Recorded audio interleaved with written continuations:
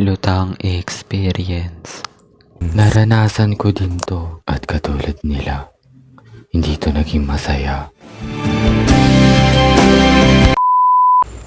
Hello, gusto ko nga ikwento sa inyo yung dalawang lutang experience ko sa school.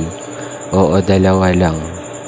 Pero naaalala ko pa, marami na ako na-experience na ganito sa labas ng bahay at sa loob ng bahay.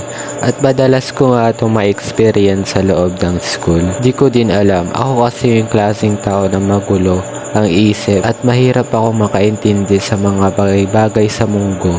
Kasi isip ko natutulala na lang pag di mo kinakausap. At naalala ko nga nangyari pa to, unang araw pa ng klase namin. Dahil wala nga ako sa sarili nun, ay inuna ko lang naman yung apelyido ko sa pangalan ko sabihin. At dahil nga doon, ay nakalimutan ko na rin ang sasabihin ko kasunod.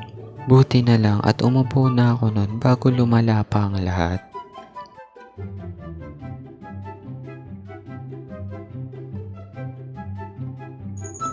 At yung pangalawa naman nga ay nangyari nung elementary ako. At naalala ko pa, malakas pa ang loob ko nun kumpara ngayon at nagtaas nga ako ng kamay para sumagot sa pinapasagot ni ma'am. At mabilis nga lang ako natapos nun at bumalik na agad ako sa pinanggalingan ko.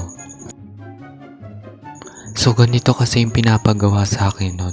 Kunwari itong salitang to, magiging ganito daw. Okay, para maintindihan nyo, kunwari may A dito, saka may ganito dito. Pagdidikitin mo lang daw sila.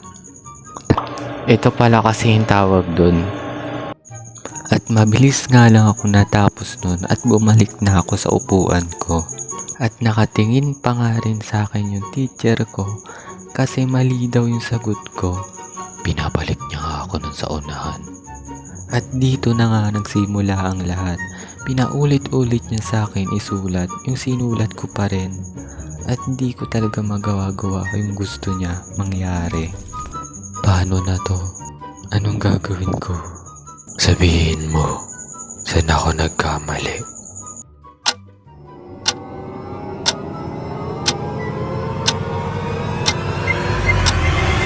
Dito daw ako nagkamali. Iyan yung gusto ko eh. Anong magagawa niya? Tama kasi yung sa akin, tignan mo pa. Aminin ko, ako talaga yung nagkamali. At di ko pa rin nga masulat ng tama yung F kahit tinuruan niya na ako. Paulit-ulit pa rin ako nagkakamali. Kinakabahan nga ako nun kasi nasa tabi lang siya at nakatingin habang nagsusulat ako. Hanggang sa hinawakan niya na nga yung kamay ko, literal niyang hinawakan yun, para gabayan niya yung kamay ko sa pagsulat. Kahit ano ngang gawin niya, ay wala siyang nagawa, naubos lang yung oras ng klase namin dahil sa akin. Sobrang lungkot ko nga nung araw na yon at malapit na nga ako umiyak nun kasi nagtatawanan sila sa bawat mali ko.